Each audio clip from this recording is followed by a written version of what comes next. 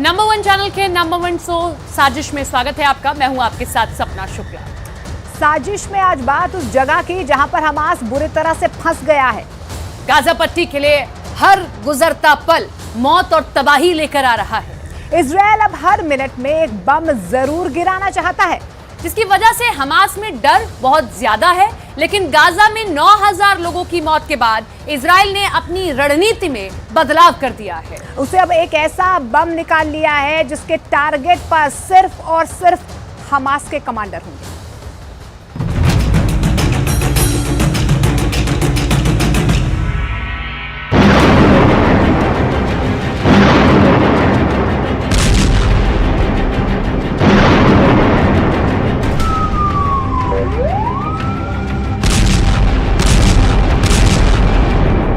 एक मिनट में एक बम की थ्योरी पर काम कर रही इजरायली आर्मी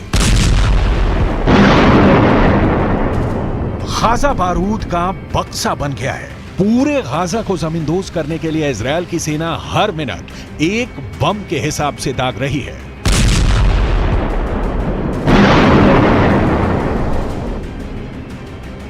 गाजा पट्टी में लहराते इजरायल के झंडे को देखिए और गाजा की तबाही का अंदाजा लगाइए। इजरायल के प्रधानमंत्री बेंजामिन नेतन्याहू ने ऐलान किया है कि हमास के खात्मे का युद्ध अब दूसरे चरण में पहुंच गया है। मतलब हमला और जोरदार और भीषण होगा।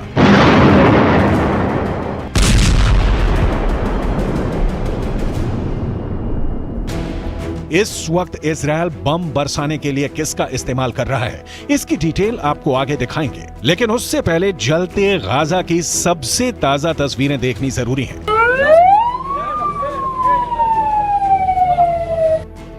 चौबीस घंटे में इजरायल की सेना ने हमास के 450 ठिकानों को टारगेट किया है। हमास के कमांड सेंटर पर बम बरसाए, ऑब्जर्वेशन पोस्ट को उड़ाया और anti tank guided missile launch post को नष्ट कर दिया।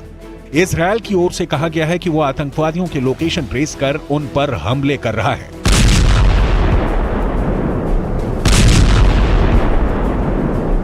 न्यूयॉर्क टाइम्स की एक रिपोर्ट के मुताबिक इजरायल ने उत्तरी गाजा को युद्ध का मैदान घोषित कर दिया है। आईडीएफ ने जमीनी कार्रवाई करते हुए हमास के आतंकी के घर को बुलडोजर से तोड़ दिया। ताबूत में तब्दील होती इमारतें, जमीन पर फिलिस्तीनियों और हमास आतंकियों के उड़ते चीथों से पूरी गाजा पट्टी कांप रही है। हमले की तेजी देखिए कि महज एक घंटे में इजरायली वायुसेना ने 100 फाइटर जेट से 5000 से ज्यादा हमले किए हैं।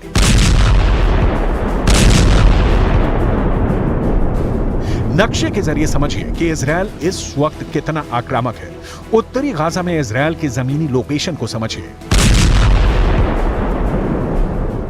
मिसाइल के जरिए तो हमले किए गए, लेकिन अब इजराइल की सेना कोशिश कर रही है कि गाजा की सरजमीन पर उतरे और वहां पर जाकर हमले करे। इसके लिए गाजा पट्टी में दाखिल होने का काम इजराइल की सेना करती है। अब सिलसिलेवार तरीके से मैप के जरिए आपको समझाते हैं। ये गाजा पट्टी और गाजा पट्टी का उत्तरी गाजा का इलाका। 26 और 28 अक्टूबर को इजरायली सेना गाजा में घुसती है, उत्तरी गाजा के इलाके में घुसती है और सबसे पहला हमला वो बेट हानून में करती है। और अभी भी यहां पर हमले लगातार किए जा रहे हैं। यहां पर भी इजराइल की सेना मौजूद है, उसके टैंक मौजूद है, लगातार यहां हमले किए जा रहे हैं क्योंकि यहां हमास के लड़ाकों का सबसे बड़ा ठिकाना। उसके नीचे आप आ जाइए जबालिया में। जबालिया में इस वक्त ताजा हमला किया गया। जो हाल में हमले किए गए कुछ घंटों पहले, वो जबालिया में किए गए। जबालिया इसलिए अब सबसे मुश्किल हालात इसलिए हैं क्योंकि यहां शरणार्थी शिविर भी बने हुए हैं। यहां तमाम वो लोग रह रहे हैं जो शरणार्थी शिविर में बने हुए हैं। इसके आगे बढ़ते हैं रिमाल जबालिया के नीचे वाला इलाका। यहां पर आप देखिए कि यहां पर भी हमले किए गए।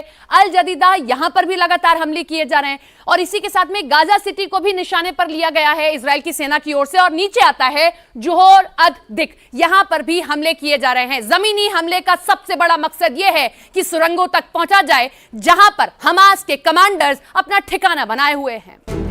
पश्चिमी मीडिया के कई रिपोर्ट में दावा किया गया है कि जमीन पर आईडीएफ की स्पेशल फोर्स ने टैंक, रॉकेट, लड़ाकू बख्तरबंद से उत्तरी गाजा में हमास के ठिकानों को रौंद डाला है। इजरायल डिफेंस फोर्सेस की ओर से उत्तरी गाजा के नागरिकों को गाजा के दक्षिणी हिस्से में शिफ्ट करने को कहा गया है।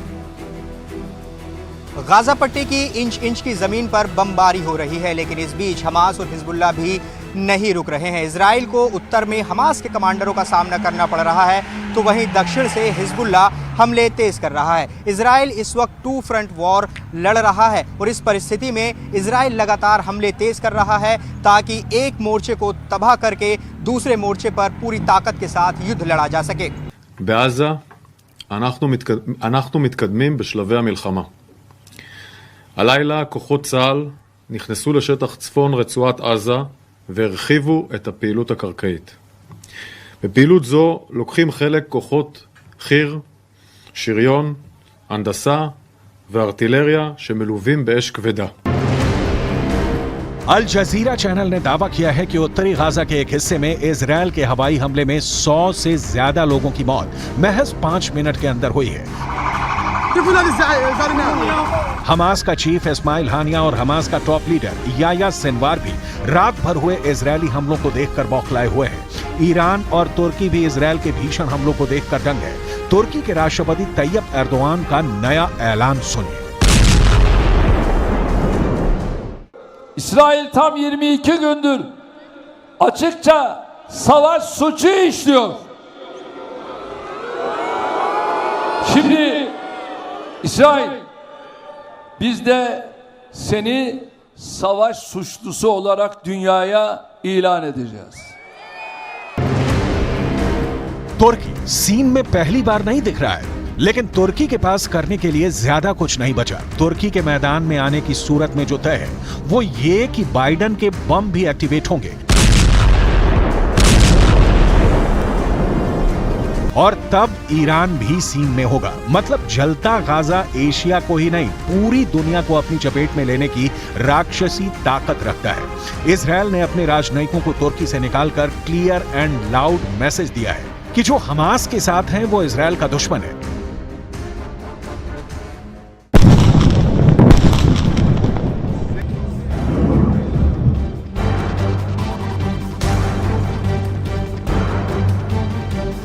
गाजा पर तेज हमले इस कारण भी हैं कि ईरान और तुर्की जैसे देशों के युद्ध में मैदान से उतरने से पहले हमास को मिट्टी में मिला दिया जाए और हिजबुल्लाह की रीढ़ की हड्डी तोड़ दी जाए।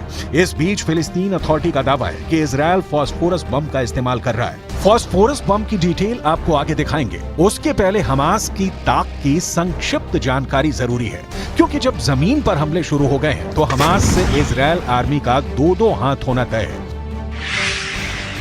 हमास के पास एक रिपोर्ट के मुताबिक 30 से 40 हजार लड़ाके होने का अनुमान है। हमास के पास ईरान में बने रॉकेट, मिसाइल और दूसरे अत्याधुनिक हथियार हैं। ताजा हमले में भी उसने सतह से सतह पर मार करने वाली ईरानी मिसाइल फज्र 3 का इस्तेमाल किया। हमास के पास इसका अपडेटेड वर्जन फज्र 5 भी है। जमीनी युद्ध शुरू हुआ तो अब इजराइल की सेना के ठीक सामने हमास है, जो कि सुरंगों में छिपा हुआ है और सुरंगों को खत्म करना इजराइल के लिए आसान नहीं।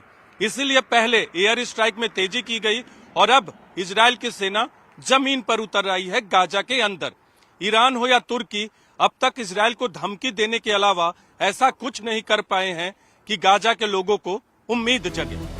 गाजा पट्टी में कुछ जगहों पर हजारों लोगों की भीड़ फिलिस्तीनी शरणार्थियों के लिए संयुक्त राष्ट्र की राहत एजेंसी UNRWA के गोदामों में घुस गई और तोड़फोड़ करते हुए गेहूं, आटा, बिस्तर जैसी बुनियादी जरूरत की चीजें जबरदस्ती उठा ले गई। गाजा के UNRWA प्रमुख थॉमस वाइट ने कहा है,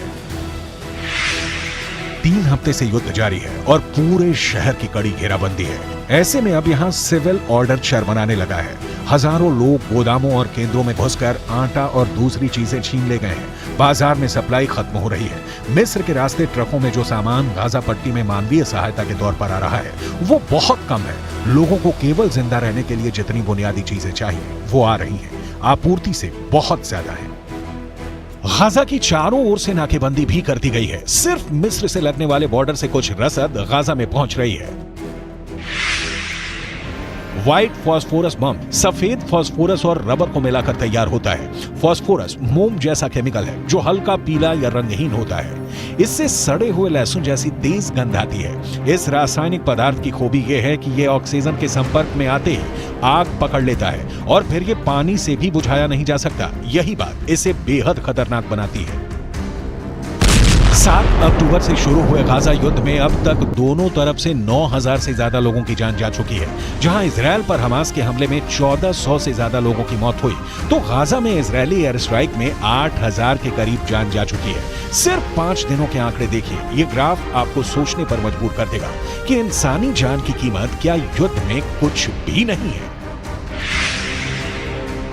24 अक्टूबर 704 मौतें, 25 अक्टूबर 755 मौतें, 26 अक्टूबर 482 मौतें, 27 अक्टूबर 298 मौतें, 28 अक्टूबर 377 मौतें। ये सभी लोग हमास के आतंकी नहीं हैं, हमास और हिजबुल्लाह के सपूतर नहीं हैं, ना ही हमास के ठिकानों पर रहते हैं। इनमें से ज्यादातर लोग गाजा के आम लोग हैं। इजरायल के रिहायशी इलाकों में हुए हमले ने ही सबसे ज्यादा मौतों का कहर बरपाया है। نحن الآن نتواجد في منطقة بئر النعجة شمال قطاع غزة. هذا استهداف ل3 منازل لعائلة العطعوط ونبهان وشعبان. كما تشاهدون حجم الدمار في المكان. कहा जा रहा है कि सुरंगों में छिपे हमास के खूंखार लड़ाकों से अभी इजरायल का आमना सामना होना बाकी है। अब सवाल उठता है कि इजरायल के तेज हमलों से हमास के लड़ाके बचेंगे, उसके बाद तो इजरायल से भिड़ेंगे। इजरायल की रणनीति है कि वो सुरंगों में घुसकर हमास को नेस्तनाबूद कर देगा। इजरायल फुल फ्लेज्ड इस वक्त यही कर रहा है। ईरान ने 48 घंटे का युद्ध लड़ने की पूरी तैयारी कर ली है। 48 घंटे में ईरान 200 मिसाइल फायर करना चाहता है। 48 घंटे में ही ईरान अब इजरायल को पूरी तरह खत्म करना चाहता है। ईरान ने इस युद्ध के लिए एक बड़ी तैयारी की है। इस तैयारी का वीडियो जब से इजरायल पहुंचा है तब से नेतन्याहू के सभी कमांडर बैकफुट पर नजर आ रहे हैं।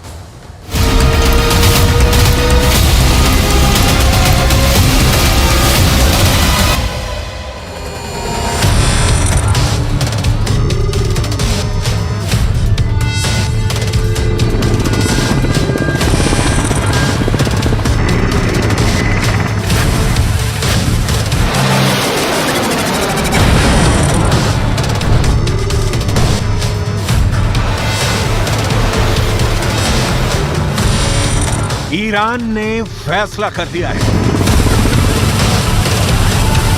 ईरान ने ताकत की नुमाइश शुरू कर दी है।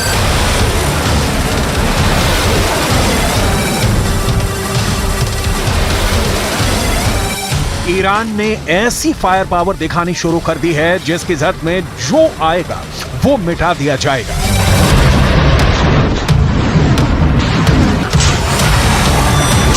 ईरान बताना चाहता है कि इजरायल से वो टक्कर लेने के लिए तैयार है, लेकिन क्या वाकई ऐसा है कि ईरान अब इजरायल से युद्ध करना चाहता है? क्योंकि गाजा से युद्ध निकलकर बाहर फैला तो खतरा तीसरे विश्व युद्ध का जताया जा रहा है, जिसकी आग में पूरी दुनिया जलेगी।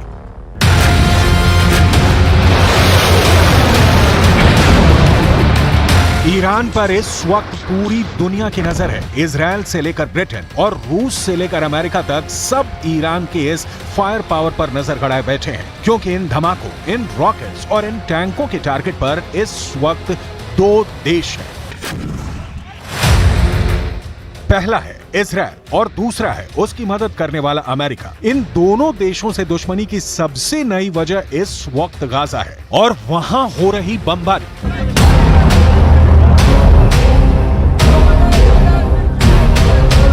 गाजा में इजरायल की बमबारी की वजह से 8,000 से ज्यादा लोग मारे जा चुके हैं। कब्रिस्तान नहीं बचे हैं, लोगों को एक साथ दफनाया जा रहा है। गाजा की हजारों इमारतें इजरायल के बम से तबाह हो चुकी हैं।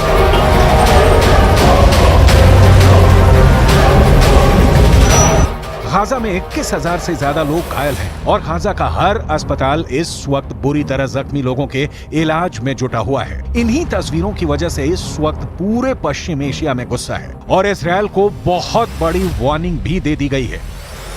तुर्की ने कहा है कि इजरायल गाजा पर बमबारी वाला पागलपन बंद करे। राष्ट्रपति एर्दोआन ने कहा है कि अमेरिका के बिना इजरायल की सेना 3 दिन में ढह जाएगी। सऊदी अरब ने कह दिया है कि इजरायल गाजा में घुसने की कोशिश न करे, इसका अंजाम बहुत बुरा होगा।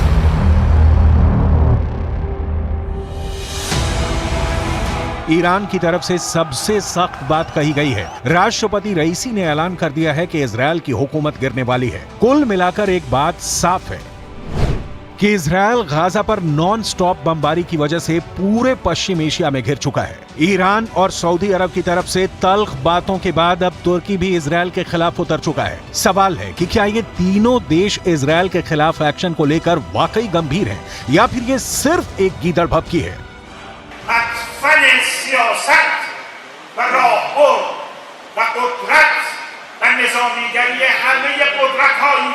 که دست به دست هم دادن تا چند هزار کودک را بکشند. آمریکا، انگلیس، آلمان، فرانسه، رژیم صهیونیستی ईरान ने इजराइल और अमेरिका दोनों को डराने के लिए एक बहुत बड़ा युद्धाभ्यास किया है। इस युद्धाभ्यास में ईरान की सेना ने 200 हेलीकॉप्टर का इस्तेमाल किया है। ईरान की IRGC यानी इस्लामिक रेवोल्यूशनरी गार्ड्स कोर के कमांडो ने इस्फहान के पास अपनी पूरी ताकत दिखाई है। इतने हेलीकॉप्टर एक साथ लॉन्च करने का मतलब युद्ध ही होता है। इसमें ईरान के कोबरा हेलीकॉप्टर भी शामिल हुए, यानी मैसेज साफ है, ईरान बताना चाहता है कि अपनी तरफ बढ़ती सेनाओं के खिलाफ कमांडो ऑपरेशन शुरू करेगा। 200 हेलीकॉप्टर के साथ ईरान अपनी क्विक रिएक्शन फोर्स का प्रदर्शन कर रहा है, क्योंकि अब नए जमाने की युद्ध में तेजी से हुई कार्रवाई ही निर्णायक साबित होती है। एक बड़ी कमांडो टीम को कैसे दुश्मन के इलाके में उतारना है, ये भी दिखाया गया। अमेरिका में बने C-130 हरकुलिस विमान के जरिए कमांडोज को कैसे दुश्मन के इलाके में भेजना है, इसकी भी तैयारी दिखाई गई। लेकिन सबसे खतरनाक मैसेज ईरान की ड्रोन पावर है। यूक्रेन में शाहिद ड्रोन की कयामत वाली कार्रवाई के बाद अब ईरान कॉम्बैट ड्रोन में सुपर पावर बन चुका है। ड्रोन से मिसाइल कैसे फायर करनी है, दुश्मन पर कैसे पिन पॉइंट अटैक करना है, ये भी ईरान के इस युद्धाभ्यास में दिखाया गया। इसके बाद बारी आई है टैक्टिकल मिसाइल, यानी छोटी दूरी पर दुश्मन के टुकड़े पर कैसे सटीक हमला करके हाहाकार मचाना है। ईरान इसका भी एक्सपर्ट बन चुका है। ये सब हथियारों को इजराइल के बॉर्डर तक ले जाना ईरान के लिए आसान नहीं, लेकिन एक तरह से ये युद्धाभ्यास करके ईरान अपने दुश्मनों को बता रहा है कि अगर उसे अपनी जमीन पर युद्ध लड़ना पड़ा तो मुंहतोड़ जवाब मिलेगा। वैसे ईरान बार बार कह चुका है कि गाजा में इजराइल का ग्राउंड ऑपरेशन हुआ तो इसका मतलब युद्ध होगा और तब उसे रोकने वाली कोई ताकत नहीं बचेगी।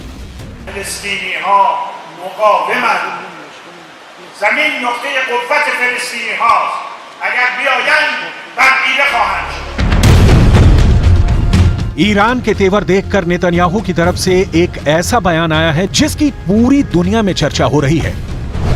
नेतन्याहू ने कहा है कि 7 अक्टूबर को हुए हमास के हमले के पीछे ईरान है। इस बारे में वो पुख्ता तौर पर नहीं कह सकते। देखा जाए तो एक तरह से नेतन्याहू ने ईरान को क्लीन चिट दे दी है।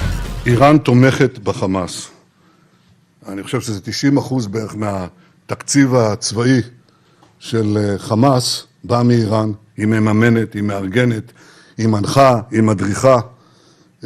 אני לא יכול להגיד לך בהכרח שבפעולה הספציפית הזאת, ברגע הספציפית הזה, הם היו שותפים למיקרו-תכנון. אבל זה שהם מגבים את מכונת המלחמה של החמאס, הם מקיימים אותה. בלי הפיגומים האלה אין חמאס, כמו שאין חיזבאללה. सवाल ये भी उठता है कि ईरान से युद्ध को लेकर क्या इजराइल बैकफुट पर आ चुका है और वो ईरान से ये भी कहना चाहता है कि वो भी गाजा से दूर रहे।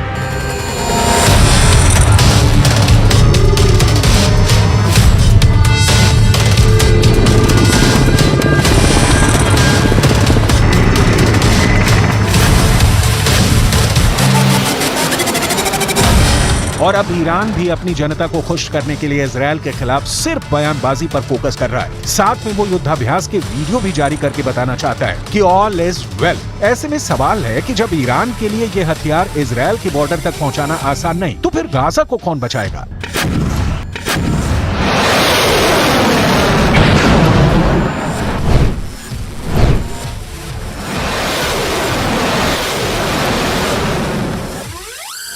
क्या गाजा को खुद को बचाना होगा? क्या गाजा के लिए युद्ध की धमकी वाले बयान सिर्फ और सिर्फ दिखावा है? ये सवाल इसलिए क्योंकि इजराइल की सेना ने रात के दौरान चलाए गए ऑपरेशन के दौरान गाजा में कार्रवाई की है। हालांकि उसे शुरुआती झटकों के बाद समझ में आ गया कि गाजा में टिक कर ऑपरेशन करना उसके लिए आसान नहीं होगा।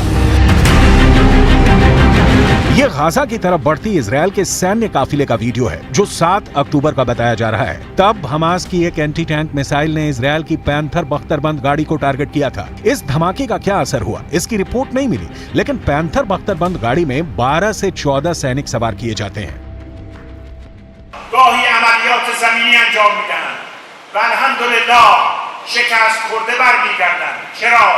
چون زمین میدان رهاورد مردان با ایمان است، نه مردان سوس عنصری که احرس الناس علی حیاتند. حریص‌ترین مردم به زنده بودن همین صهیونیست‌ها هستند. गाजा में बमबारी के बीच एक बड़ा हॉटस्पॉट इजरायल और लेबनान का बॉर्डर बनता हुआ नजर आया। लेकिन अब उत्तरी इजरायल की तरफ लेबनान बॉर्डर पर हिजबुल्लाह के हमलों में भी नई धार देखने को मिल रही है। अपने 40 से ज्यादा लड़ाकों को खोने के बाद हिजबुल्लाह ने इजरायल की पोस्ट पर एंटी टैंक मिसाइल से हमला तो किया, लेकिन अब तक वो इजरायली फौज का कुछ खास नहीं बिगाड़ पाया है। इसलिए सवाल यहाँ भी उठता है कि क्या गाजा पर इजरायल के ग्राउंड ऑपरेशन को लेकर हिजबुल्लाह के तेवर भी ठंडे पड़ गए। इन सब कयासों और सवालों के बीच हिजबुल्लाह ने एक बहुत ही छोटा सा वीडियो जारी किया है जिसमें हिजबुल्लाह के महासचिव हसन नसरुल्लाह को जाते हुए पीछे से दिखाया गया है। सामने हिजबुल्लाह का झंडा लगा है। इस 12 सेकंड के वीडियो को फिर देखिए, क्योंकि कहा जा रहा है कि हिजबुल्लाह ने इस वीडियो के जरिए इजरायल पर बड़े हमले की तरफ इशारा कर दिया है।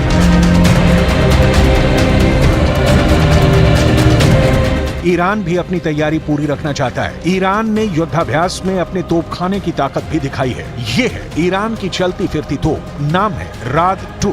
ईरान की ये तोप 155 मिलीमीटर का गोला फायर करती है। देखिए कैसे टारगेट को लेकर तैयारी की गई और फिर जब इस तोप ने गोला दागा तो वो कितनी सटीक जगह जाकर गिरा। ईरान की ये तस्वीरें इजरायल को डराने के लिए है।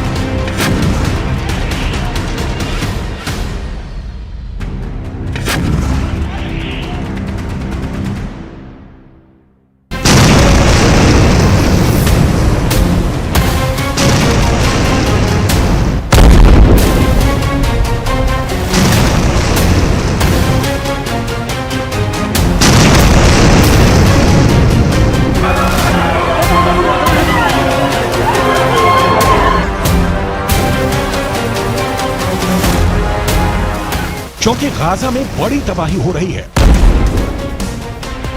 गाजा में इजरायल के बम फट रहे हैं।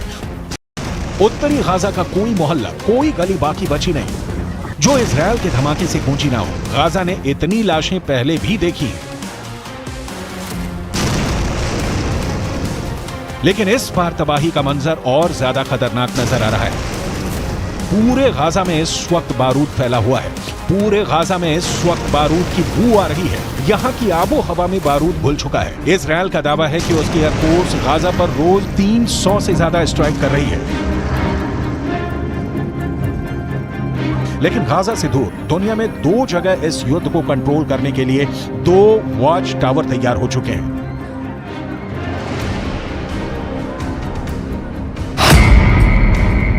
एक है भूमध्य सागर, जहां अमेरिका ने समुद्री बेड़े तैयार कर दिए हैं, तो दूसरा है वारस की खाड़ी, जहां चीन ने अपने 6 जंगी जहाज तैनात कर दिए हैं। एक तरफ अमेरिका इजरायल को बचाने पहुंच गया है, तो दूसरी तरफ चीन की तैनाती बताती है कि उसने ईरान को सुरक्षित रखने के लिए अपनी मसल पावर दिखानी शुरू कर दी है। चीन की नौसेना अभी तक दक्षिण चीन सागर में अपनी ताकत दिखाती आई है, लेकिन इस बार फारस की खाड़ी में चीन के 6 जंगी जहाजों का पहुंचना बताता है कि गाजा और फिलिस्तीन का युद्ध अब दुनिया की सबसे बड़ी टक्कर में बदल सकता है। चीन की मौजूदगी भी ईरान का हौसला बढ़ा रही है।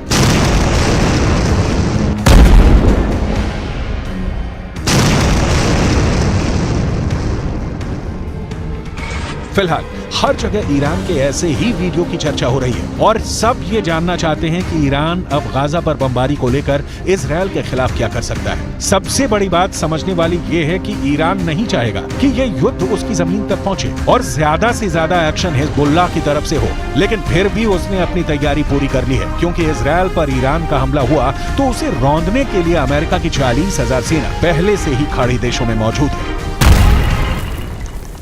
बीते 18 घंटे की अगर बात करें तो बीते 18 घंटों में गाजा पट्टी लगातार बम धमाकों से दहल रही है। इजराइल के हमलों में 10 गुना तेजी आई है। नई रिपोर्ट ये है कि हमास के कई लड़ाकों और कमांडर्स को इजराइल ने सुरंगों में जिंदा दफन कर दिया है। दावे कई और इन सब के बीच में दावा ये कि इजराइल ऑपरेशन ऑल आउट शुरू कर चुका है, जिसमें हमास को घेर कर मारा जा रहा है।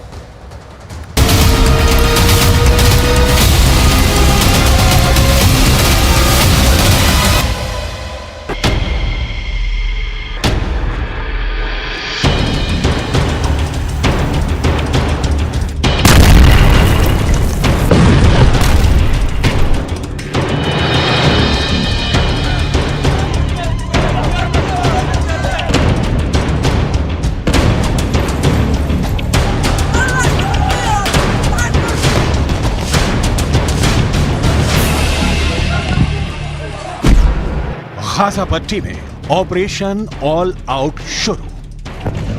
ईरान, सीरिया, तुर्की, जॉर्डन, लेबनान और मिस्र को लग रहा था कि इजरायली सेना जमीन पर जंग करने से डर रही है, लेकिन गाजा युद्ध के ठीक 20 दिन बाद इजरायली सेना ने ऐसा सर्वनाश गाजा में मचाया है कि अब तक गाजा में हमास के 25 से ज्यादा टॉप कमांडर मारे जा चुके हैं, जबकि लेबनान बॉर्डर पर हिजबुल्लाह के 48 से ज्यादा लड़ाके मारे जा चुके हैं। हम आपको दिखाने जा रहे हैं कि कैसे इजरायल ने गाजा पट्टी के उत्तरी इलाके में जमीन, आकाश और समंदर के रास्ते हमास लड़ाकों को रौंदना शुरू कर दिया है। हम आपको ये भी बताने जा रहे हैं कि क्यों प्रधानमंत्री नेतन्याहू ने कहा कि गाजा में दूसरे चरण का युद्ध शुरू हो चुका है और अब इजरायल की आईडीएफ ऑपरेशन ऑल आउट से पूरे गाजा में मौजूद हमास लड़ाकों को जमीन में जिंदा ही दफन करने लगी है।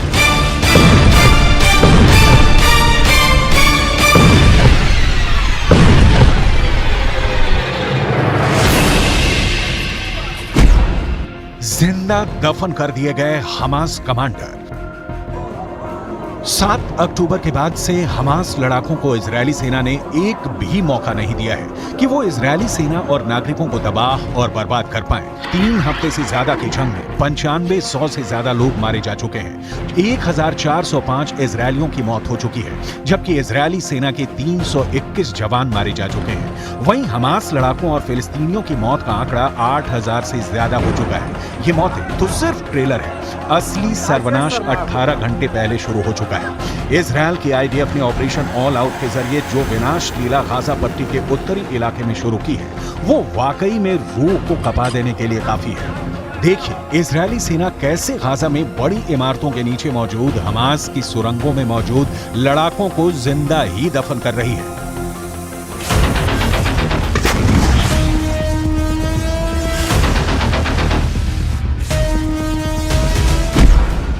गाजा पट्टी में ऑपरेशन ऑल आउट शुरू। इजरायल की एयरफोर्स ने गाजा पट्टी, वेस्ट बैंक में 30,000 के करीब बड़ी इमारतों को कारपेट बॉम्बिंग के जरिए मिट्टी में मिला दिया है।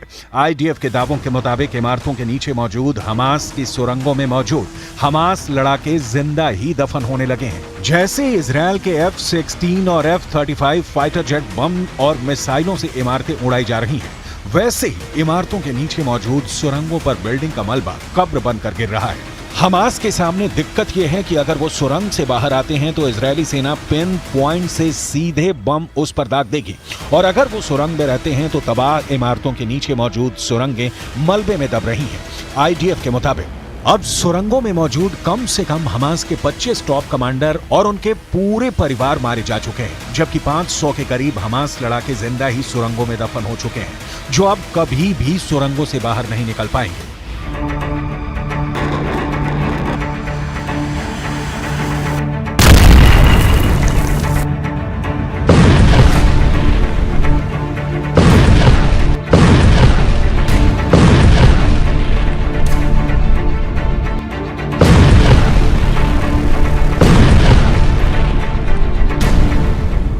והמלחמה על פי תוכנית. אנחנו מרחיבים בהדרגה את הפעילות הקרקעית ואת היקף הכוחות שלנו ברצועת עזה. הפעילות מהקרקע מורכבת וכוללת סיכונים גם לכוחותינו. נעשה כל שביכולתנו מהאוויר, מהים ומהיבשה על מנת להבטיח את ביטחון כוחותינו ולהשיג את מטרות המלחמה. F-16 F-35 ने चीर डाला गाजा।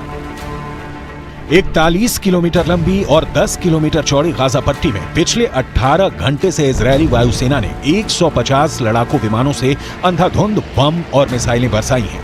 26 से 28 अक्टूबर के बीच आसमान से फाइटर जेट और जमीन से इजरायली टैंक और तोपखाना हमास सुरंगों पर सीधा हमले कर रहे हैं। खबर आ रही है कि आईडीएफ ने ज़ोहोर अद-दिक में टैंकों से भीषण हमला किया है।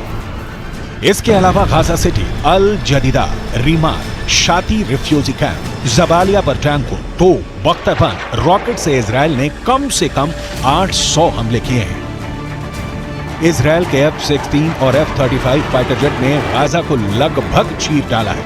तबाह इमारतें और मलबे से लाशें निकालते फिलिस्तीनी लोगों को इजराइल के ट्रिपल अटैक का सामना करना पड़ रहा है।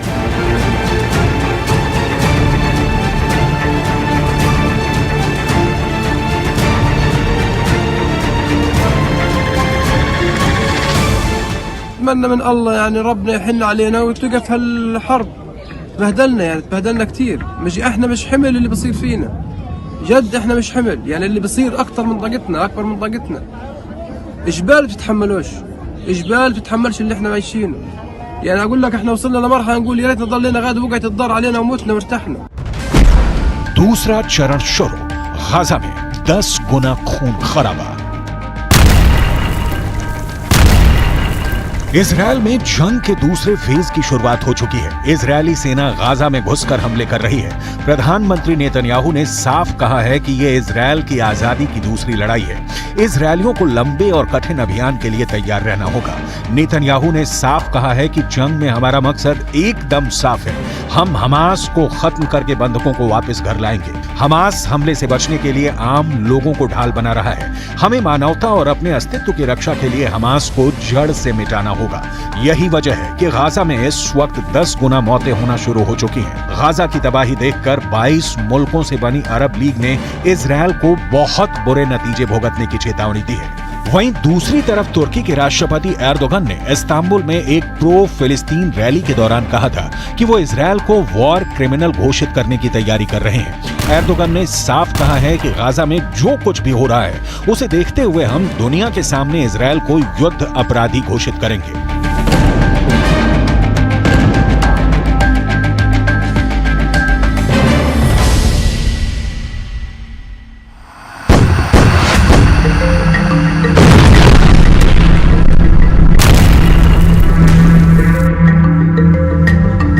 आईडीएफ ने दावा किया है कि हमास आतंकियों की लोकेशन ट्रेस करके उनके ठिकानों को तबाह कर रहे हैं। उधर पश्चिम मीडिया की रिपोर्ट के मुताबिक इजरायली सेना ने नॉर्दर्न गाजा को जंग का मैदान घोषित कर दिया है और लोगों से गाजा छोड़ने को कहा है।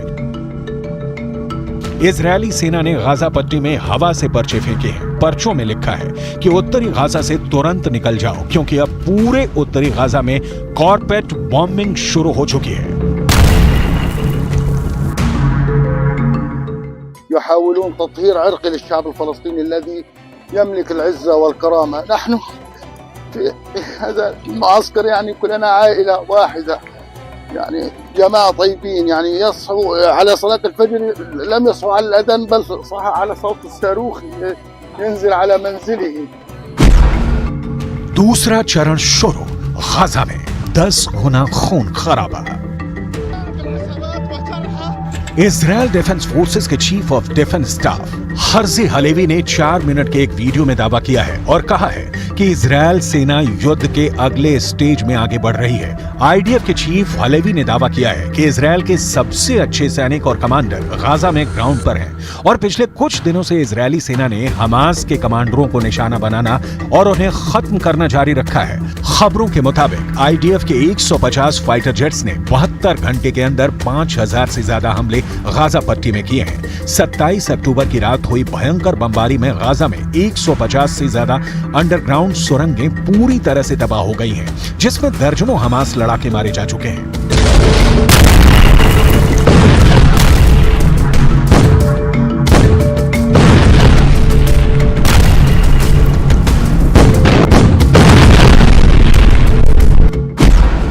गाजा पट्टी में ऑपरेशन ऑल आउट शुरू।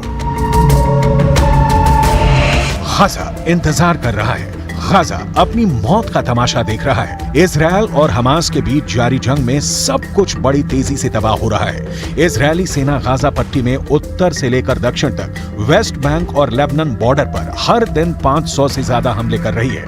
इजरायल की आईडीएफ हमास के ठिकानों, कमांड सेंटर, सुरंगों और रॉकेट लॉन्चर्स को निशाना बना रहा है। खबर के दावों के मुताबिक 1700 से ज्यादा लोग इमारतों के नीचे दफन हैं। इजरायली सेना के मुताबिक इजरायली नेवी ने खान यूनुस में एक मिसाइल पैड पर हमला किया। इजरायली सेना ने यह भी दावा किया है कि वो रात में टैंकों के साथ उत्तरी गाजा में घुसे थे और आराम से हमास लड़ाकों को मारकर भाग गए। आईडीएफ ने हमास के कई ठिकानों और रॉकेट लॉन्च पोजीशन को निशाना बनाया है।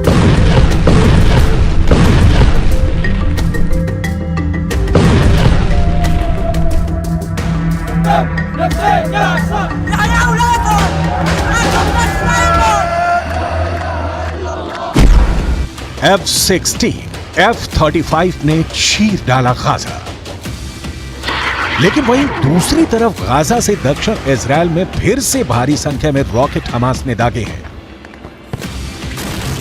स्थानीय मीडिया रिपोर्ट्स के मुताबिक दक्षिणी अश्कलोन शहर में कुछ रॉकेट गिरे हैं। इजरायली मीडिया के मुताबिक तेल अवीव में हमास के रॉकेट गिरे हैं, लेकिन किसी की जान नहीं गई है। कुछ जानकारों के मुताबिक हमास मुस्लिम देशों के बीच हीरो बनता जा रहा है। कतर में भी अब इजरायल के खिलाफ खुलकर बोलने लगा है, जबकि जॉर्डन, लेबनान, सीरिया, ईरान, तुर्की और दबी जुबान से मिस्र भी इजरायली हमलों को लेकर सख्त तेवर दिखाने लगा है। लेकिन इजरायल के पीएम नेतन्याहू ने सैनिकों का हौसला बढ़ाते हुए फिर कहा है कि इजरायल गाजा से हमास का पूरी तरह से खात्मा करने के बाद ही जंग रोकेगा।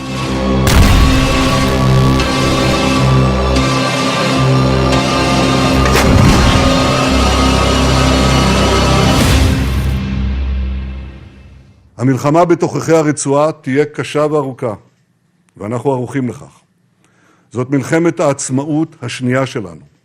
נילחם על הגנת המולדת. נילחם ולא ניסוג.